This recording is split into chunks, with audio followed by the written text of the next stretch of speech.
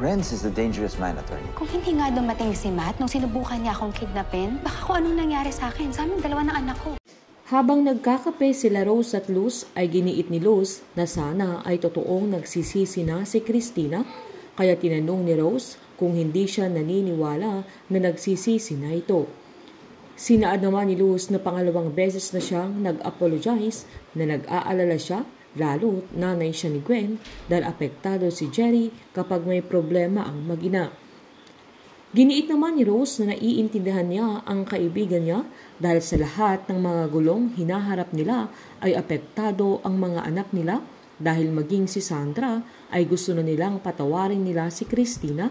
Sabay giniit niyang huwag silang magkakampante dahil alam ni Cristina na kapag may ginawa siyang kalokohan ay sila ang makakaaway niya.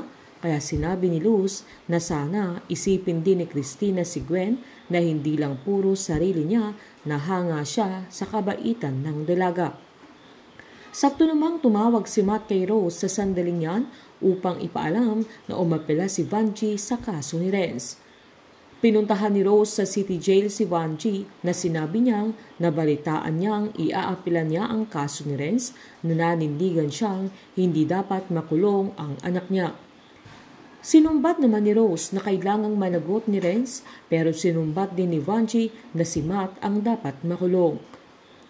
Pinaliwanag naman ni Rose na bilang ina ay naiintindihan niya si Vanjie pero kailangan niyang isipin ang nakakabuti sa anak niya na agad namang sinumbat ni Vanjie na hindi para sa anak niya kundi para kila Rose na inamin naman ni Rose na para sa kanila ni Sandra ay kailangang managot ni Renz. Galit na sinabi ni Vanjie na siya ang dapat managot dahil lahat ng ginawa ni Renz ay dahil sa kanya. Aminado naman si Rose na may kasalanan din siya pero wag isisi ni Vanjie sa kanya ang pagkukulang niya kay Renz bilang ina kaya natahimik naman si Vanjie. Pagkagaling ni Rose sa kulungan ay dumiretso siya sa hospital upang silipin si Renz na saktong tumawag naman si Elsie at pinaalalahanan niya ang kaibigan niya na hindi na niya kailangang pumunta doon lalo't may atraso si Renz sa kanya.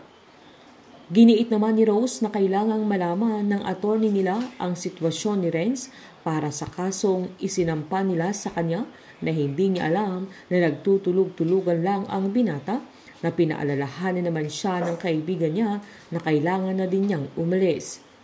Nang aalis na sana si Rose ay biglang nagsalita si Renz at tinanong niya kung ipapakulong siya ni Rose.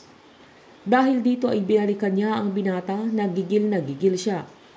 Sinumbat ni Renz na ipapakulong siya ni Rose para tuluyan na silang magkahiwalay at nanindigan siyang hindi siya papayag. Matapang namang sinabi ni Rose na kailangan niyang managot sa lahat ng ginawa niya sa kanya, kay Matt at lalong-lalo na kay Sandra dahil sinaktan niya silang lahat. Sabay tinanong niya kung kailan niya titigilang sirain ang mga buhay nila at hanggang kailan niya sila pahihirapan na maging ang sarili niya ay pinapahirapan niya, maging ang nanay niya at kung kailan siya matatauhan. Giniit pa rin ni Renz na mahal niya si Rose pero sinumbat ni Rose na hindi na pagmamahal ang nararamdaman ng binata dahil nananakit na siya ng ibang tao. Mas tumitindi pa ang obsession ni Renz kay Rose na kahit pumatay pa siya ay gagawin niya makuha lang niya si Rose. Painit ng painit ang mga tagpo, sabay-sabay po nating subaybayan ang advance episode at ang nalalapit na pagtatapos ng Unbreak My Heart dito po sa aking channel. Patuloy lamang po manood at mag-subscribe para ma-update po kayo sa mga susunod na episode. Marami pong salamat.